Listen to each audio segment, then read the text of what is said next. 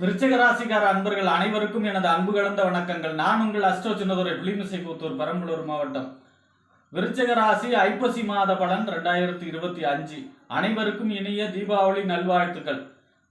நிகழும் மங்களகரமான விஸ்வாவசு வருடம் தமிழ் மாதங்களில் 7வது மாதம் ஐப்பசி மாதம் விருச்சிக ராசிக்காரர்களுக்கு எப்படிப்பட்ட கிரக நிலைகள் இருக்கிறது, அதனால் என்ன பலன்கள் ஏற்படும், இந்த மாதம் செய்யக்கூடிய வழிபாடுகள் என்ன, பரிகாரங்கள் என்ன, எந்தென்ன மாற்றங்கள் ஏற்பட போகுது இந்த ஐப்பசி மாதம் என்பதையெல்லாம் பற்றி இந்த காணொலியிலே பார்ப்போம். இது போன்ற தொடர்ந்து தமிழ் மாத ராசி பலன்களை தெரிந்து கொள்ளவும், ஜோதிட தகவல்களை தெரிந்து கொள்ளவும் நமது சேனல் அஸ்ட்ரோ சின்னதுரை சப்ஸ்கிரைப் செய்து கொள்ளுங்க, லைக் பண்ணுங்க, நண்பர்களுக்கு ஷேர் பண்ணுங்க. அதாவது பாத்தீங்கன்னா சூரியன் துளாராசியில நீச்சகதியில சஞ்சரிக்கக்கூடிய காலம் தான் ஐப்பசி மாதம். அதாவது இந்த துளாராசியுடைய அதிபதி யாருன்னா சுக்கிரன். சுக்கிரன் இன்னொரு இடத்துக்கும் அதிபதி. எது யாருக்கு அப்படின்னா ரிஷபராசிக்கும் சுக்கிரன் தான் அதிபதி. ஆனா துளாராசியில தான் அவரு மூலத்திரிகோணம் அடைகிறார். மூலத்திரிகோணம் அப்படின்னா அந்த கிரகம் அந்த ராசியில இல்லைன்னா கூட அவருடைய ஆதிக்கம் நிறைந்ததா சொல்லப்படுகிறது. அப்ப சுக்கிரனுடைய முழுமையான ஆதிக்கம் நிறைந்த ராசி இந்த துளாராசி. சுக்கிரனுடைய அதிதேவதை யாரு அப்படின்னா மகாலட்சுமி. அப்ப மகாலட்சுமியுடைய அருள் நிறைந்த மாசம் இந்த ஐப்பசி மாதம். இந்த ஐப்பசி மாசம் 3ஆம் தேதி வரக்கூடிய தீபாவளி நாள். தீபாவளியே பார்த்தீங்கன்னா லட்சுமி பூஜை தான். தீபாவளி 3ஆம் தேதி வருது. அன்றைய தினம் அதிகாலையில் எழுந்து எண்ணெய் தேய்ச்சி குளிச்சுட்டு லட்சுமி பூஜை செய்ய வேண்டும். வீட்டிலே செய்யும் பொழுது தாமரை மலர் நெய்விளக்கேற்றி தாமரை மலர்களால் அர்ச்சனை செய்ய வேண்டும். இல்லைன்னா பெருமாள் கோயிலில் தாயார் சன்னதிக்கு சென்று நெய்விளக்கேற்றி மல்லிகை பூ சாற்றி வழிபாடு செய்வது சிறப்பு. அன்றைய தினம் மகாலட்சுமி வழிபாடு செய்ய வேண்டும். ஐப்பசி மாதம் 4ஆம் தேதி கேதார கௌரி விரதம்.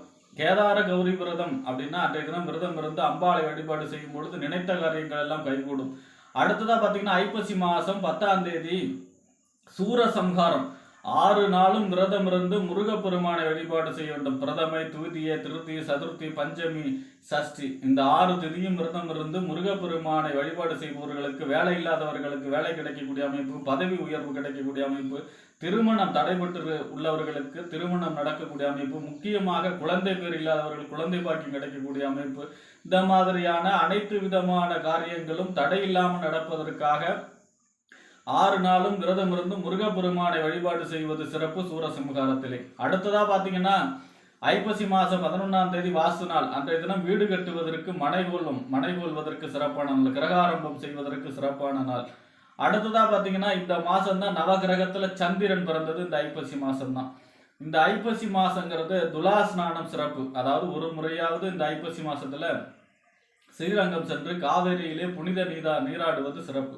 ஆக இப்படிப்பட்ட சிறப்பு வாய்ந்த இந்த ஐப்பசி மாசத்துல விருச்சிக ராசியை பொறுத்த வரைக்கும் ஒரு ஜாக்பாட் என்ன அப்படின்னா, உங்க ராசிக்கு 2க்கு, அதாவது வாக்கு, தனம், குடும்பம், வருமானம் அப்படின்னு சொல்லக்கூடிய 2க்கும் 5க்கும் உடைய குரு பகவான் 8ஆம் இடத்துல இருந்தார். 8இல் வாலி பட்டமிழந்தான் அஷ்டம குருவாக இருந்தார். அப்ப காரிய தடை, பொருளாதார சம்பந்தமான பிரச்சனை, எதிலும் பார்த்தீங்கன்னா துரதிர்ஷ்ட நிலை இப்படிலாம் கொடுக்கக்கூடிய அமைப்பாக இருந்தது. அதிசாரமாக இந்த ஐப்பசி 1லிருந்து கார்த்திகை மாசம் 19ஆம் தேதி வரை உங்க ராசிக்கு 9ஆம் இடத்துல உச்சமாகி சஞ்சரிச்சு உச்சமான 5வது பார்வையாக உங்க ராசியை பார்க்க போகிறார். இதுதான் மிகப்பெரிய யோகம். ஓடி போனவனுக்கு 9ஆம் இடத்து குரு, அதிர்ஷ்ட குரு, பாக்கிய குரு. அதாவது பாத்தீங்கன்னா 9ஆம் இடம்ங்கிறது தந்தை ஸ்தானம், பாக்கிய ஸ்தானம், தொலைதூர பயணம், உயர்கல்வி ஸ்தானம்.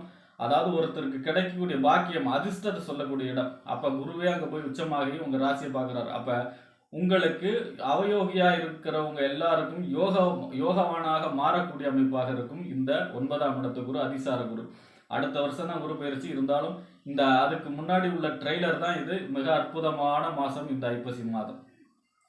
அடுத்ததா பாத்தீங்கன்னா உங்க ராசிநாத செவ்வாய். உங்க ராசிக்கு 6ஆம் இடம், நோய், எதிரி, வம்பு, வழக்கு, கடன், உத்தியோகஸ்தானத்துக்கு அதிபதி யாரு அப்படின்னா செவ்வாய் தான். செவ்வாய் உங்க ராசிக்கு 12ஆம் இடம், விரயஸ்தானம், அயன சயன போகஸ்தானம், விரயஸ்தானத்துல போய் மறைஞ்சிருக்கார். எது வரைக்கும் அப்படின்னா 10ஆம் தேதி வரை. 10ஆம் தேதி வரை ராசிநாத 12ல மறைவு. ஆனா பாத்தீங்கன்னா அவர் தான் 6ஆம் இடத்து அதிபதி. ஒரு மறைவு ஸ்தானாதிபதி மற்றொரு மறைவு ஸ்தானத்துல இருந்தா அதுக்கு பேரு விபரீத ராஜயோகம். கெட்டவன் கெட்டிடில் கிட்டிடும் ராஜயோகங்கிற மாதிரியான யோகத்தை, எதிர்பாராத நன்மை, எதிர்பாராத அதிர்ஷ்டம், எதிர்பாராத ஒரு நன்மைகளை கொடுக்கக்கூடியதுதான் விபரீத ராஜயோகம். 10ஆம் தேதிக்கு பிறகு உங்க ராசியிலேயே ஆட்சி பெற்று குரு உச்சமான குருவுடைய பார்வையில சஞ்சரிக்க போகிறார். ராசிநாத ராசியில் ஆட்சி. எவ்வளவு பெரிய ஜாதகத்திலேயே உங்களுக்கு அவயோகத்தை நடந்தாலும் அதெல்லாம் பார்த்துக்கலாம் அப்படிங்கிற மாதிரியான ஒரு தைரியத்தை கொடுக்கக்கூடிய அமைப்பு, உடல் ஆரோக்கியம் கிடைக்கக்கூடிய அமைப்பு, மனசு, சிந்தனை, செயல்திறன்லாம் சிறப்பாக செயல்படக்கூடிய அமைப்பு, எதா இருந்தாலும் ஒரு வெளிச்சம் போட்டு காட்டுறவங்க இல்லையா, இந்த வழி போனா நம்ம ஜெயிச்சிடலாம் அப்படிங்கிற மாதிரியான அந்த பாதை தெரியக்கூடிய அமைப்பாக இருக்கும் ராசிநாதன் ராசியிலே ஆட்சி பெறும் பொழுது. அதே போல 6ஆம் இடத்து அதிபதி ராசியில குருவோடைய பார்வையில் இருக்கிறதுனால நோய் எதிரி ஒம்பு வழக்குகளெல்லாம் ஜெயிக்கக்கூடிய அமைப்பு, ஆரோக்கியம் சீராகக்கூடிய அமைப்பு, கோர்ட்டு கேஸ் ஒம்பு வழக்கெல்லாம் ஜெயிக்கக்கூடிய அமைப்பு. அதே போல பார்த்தீங்கன்னா கடன் பிரச்சனை ஒரு முடிவுக்கு வரக்கூடிய அமைப்பு. இந்த மாதிரியான நல்ல பலன்களையே சொல்லலாம். அடுத்ததா உங்க ராசிக்கு 7ஆம் இடம் கணவன் அல்லது மனைவி ஸ்தானம், நண்பர்கள் ஸ்தானம், கூட்டு தொழில், சமூகம், வாடிக்கையாளர்களை சொல்லக்கூடிய இடம் 7ஆம் இடம். 12ஆம் இடம் 12ஆம் இடங்கிறது விரயஸ்தானம், அயன சயன போகஸ்தானம். இந்த 7க்கும் 12க்கும் உடையவர் யாரு அப்படின்னா சுக்கிரன் உங்க ராசிக்கு 11ஆம் இடம் லாபஸ்தானத்துல சஞ்சரிக்கிறார். லாபஸ்தானம் அப்படிங்கிற 11ஆம் இடங்கிறது லாபஸ்தானம், மூத்த சகோதரஸ்தானம், அபிலாஷிகள் பூர்த்தியாகக்கூடிய இடம், நெருங்கிய நட்பு வட்டாரங்களை சொல்லக்கூடிய இடம். ஆனா இந்த 11ஆம் இடத்துல நீச்சகத்தில சஞ்சரிக்கிறார். பொதுவா 12ஆம் இடத்து அதிபதி நீச்சம் அடைவது விரயத்தை கட்டுப்படுத்தும், தேவையில்லாத செலவுகள், அனாவசிய செலவுகளை குறைக்கும். ஆனா பாத்தீங்கன்னா அவர் தான் 7ஆம் இடத்து அதிபதி. 7ஆம் இடத்து அதிபதி 11ல இருக்கக்கூடாது இல்லையா, 11ல இருந்தா இருக்கலாம், ஆனா நீச்சமா இருக்கக்கூடாது. அப்ப சுக்கிரனுடைய அதிதேவதை யாருன்னா மகாலட்சுமி வழிபாடு செய்ய வேண்டும். 16ஆம் தேதி வரை உங்க ராசிக்கு 11ஆம் இடத்துல நீச்சகதியில சஞ்சரிக்க போகிறார் சுக்கிரன். அதனால 16ஆம் தேதி வரை மகாலட்சுமி வெள்ளிக்கிழமை பெருமாள் கோயில் சென்று தாயார் சன்னதிக்கு நெய் விளக்கு ஏற்றி மல்லிகை பூசாற்றி வழிபாடு செய்யும் பொழுது சுக்கிரன் 11ஆம் இடத்துல இருந்தா அது மகாலட்சுமி யோகம். அப்ப செல்வ வளத்தை கொடுக்கக்கூடிய அமைப்பு, எதிர்பாராத செல்வ வளம் பெருக்கக்கூடிய அமைப்பு, எதிர்பாராத தனவரவு கொடுக்கக்கூடிய அமைப்பு, வாழ்க்கை துணை வழி அனுகூலங்கள், அவங்க மூலமாக உதவி கிடைக்கக்கூடிய அமைப்பு, திருமணம் சம்பந்தமான முயற்சிகள் கைகூடக்கூடிய அமைப்பு, அதே போல தொழிலிலே வாடிக்கையாளர்கள் பெருகக்கூடிய அமைப்பு, பெரிய மனிதர்களுடைய தொடர்பு ஏற்படக்கூடிய அமைப்பு, இந்த மாதிரியான நற்பலன்கள் அதிக அளவு நடக்கும். இந்த 16ஆம் தேதிக்கு பிறகு உங்க ராசிக்கு 12ஆம் இடத்துல விரயஸ்தானத்துல ஆட்சி பெற்று சஞ்சரிக்கிறார். பொதுவா 12ஆம் இடத்துல சஞ்சரிச்சாலும் கூட 12ஆம் அதிபதி 12ல சஞ்சரிக்கிறார்னா ஆட்சி பெற்று சஞ்சரிக்கிறார். அதுவும் சுக்கிரன் முக்கால் சுவர். அந்த அடிப்படையில் பார்த்தீங்கன்னா சுப விரயங்கள், வீடு கட்டுறது, கல்யாணம் பண்றது, காது குத்துறது, இந்த மாதிரியான வீட்டிலே சுப செலவுகளை கொடுக்கக்கூடிய அமைப்பாக இருக்கும். வீட்டை ரிப்பேர் பார்க்கறது, கிரக பிரவேசம் செய்கிறது, இந்த மாதிரியான சுப செலவுகளை கொடுக்கக்கூடிய அமைப்புல மிக அற்புதமாக இருக்கிறது சுக்கிர பகவான் 16ஆம் தேதிக்கு அப்புறம். அடுத்ததா பார்த்தீங்கன்னா உங்க ராசிக்கு 8ஆம் இடம் மறைவு ஸ்தானத்திற்கும், 11ஆம் இடம் என்று சொல்லக்கூடிய லாபஸ்தானம், மூத்த சகோதர ஸ்தானம், அபிலாஷிகள் பூர்த்தியாகக்கூடிய இடம், நெருங்கிய நட்பு வட்டாரங்களை சொல்லக்கூடிய இடம். இந்த 8க்கும் 11க்கும் உடையவர் யாருன்னா புதன் உங்க ராசிக்கு 12ஆம் இடத்துல 7ஆம் தேதி வரை சஞ்சரிக்கிறார். இதுவும் விபரீத ராஜயோகமாக தான் செயல்படும். ஏன்னா 8ஆம் இடம் மறைவு ஸ்தானம், 12ஆம் இடம் மறைவு ஸ்தானம். கெட்டவன் கெட்டிடும் ராஜயோகம், எதிர்பாராத நன்மை, எதிர்பாராத அதிர்ஷ்டம், கமிஷன் ஏஜென்சி தொழில் செய்பவர்களுக்கு எதிர்பாராத நன்மைகளை சொல்லக்கூடிய அமைப்பாக இருக்கும். 11ஆம் இடத்து அதிபதியும் அவர் தான் இல்லையா. 11ஆம் இடத்து அதிபதி 12ல இருக்காருன்னா உங்களுடைய லாபம் செலவுகள், அதாவது சுப செலவுகள் இருக்கும். வீட்டில் சுபகாரியங்கள், வீடு கட்டுறது, இந்த மாதிரியான சுப செலவுகளுக்காக செலவு செய்யக்கூடிய அமைப்பாக இருக்கும். 7ஆம் தேதிக்கு அப்புறம் உங்க ராசியில குருவுடைய பார்வையில உங்க ராசிநாதனோட சேர்ந்து சஞ்சரிக்க போகிறார். அப்ப பாத்தீங்கன்னா உங்க ராசிக்கு 8ஆம் இடத்து அதிபதி ராசியில சஞ்சரிக்கிறார். ஆனாலும் குரு பார்வையில சஞ்சரிக்கிறதுனால கெடுபலன் ஏற்படாது. 11ஆம் இடத்து அதிபதியும் அவர் தான் இல்லையா. 11ஆம் இடத்து அதிபதி ராசியில சஞ்சரிக்கும் போது லாபகரமான மனிதராக மாறுவீர்கள். மூத்த சகோதர வழி அனுகூலங்கள் கிடைக்கும். அதே போல பாத்தீங்கன்னா 11ஆம் அதிபதி ராசியில சஞ்சரிக்கிறார் அப்படின்னா அபிலாஷைகள் பூர்த்தி.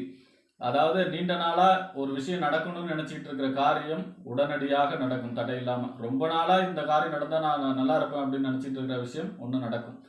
அதே போல பாத்தீங்கன்னா நெருங்கிய நட்பு வட்டாரங்கள் மூலமாக ஒரு நன்மைகள் ஏற்படக்கூடிய அமைப்பு, இந்த மாதிரியான நல்ல பலன்களை ஏற்படும்.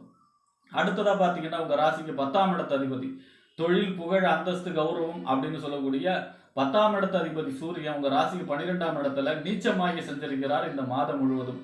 பொதுவா 10ஆம் இடத்து அதிபதி 12ல நீச்சமாகிறார் அப்படின்னாலே சூரியனுடைய அதிதேவதை யாருன்னா சிவபெருமானை இந்த மாதம் பிரதோஷ வழிபாடு, ஞாயிற்றுக்கிழமையிலே சிவபெருமான் வழிபாடு, அன்னாபிஷேகம் வருகிறது இந்த மாசம், அன்னாபிஷேக வழிபாடு, இதெல்லாம் செய்யும் பொழுது சூரியனை பலப்படுத்த உதவும். ஏன்னா 10ஆம் அதிபதி இல்லையா அவரு, தொழில், புகழ், அந்தஸ்து, கௌரவத்துக்கு அதிபதி இல்லையா அவர் உங்க ராசிக்கு 12ல நீச்சமாகிறார் இல்லையா. அப்ப சிவபெருமானுடைய வழிபாடு இந்த மாதம் செய்ய வேண்டும், மகாலட்சுமி வழிபாடு செய்ய வேண்டும் விருச்சிக ராசி. இந்த 2 வழிபாடு செஞ்சாலே இந்த மாசம் அமோகமா இருக்கும். அதை விட உங்க ராசியை உச்சமாயி அதிசாரமா ஓடி போனவனுக்கு 9ஆம் இடத்து குரு அதிர்ஷ்ட குருவா பார்வையிடுவது இந்த மாதம் உங்களுக்கு அதிர்ஷ்டகரமான மாதமாகவே விருச்சிக ராசிக்காரர்களுக்கு அமையும் என்று கூறி விடைபெறுகிறேன். நன்றி, வணக்கம்.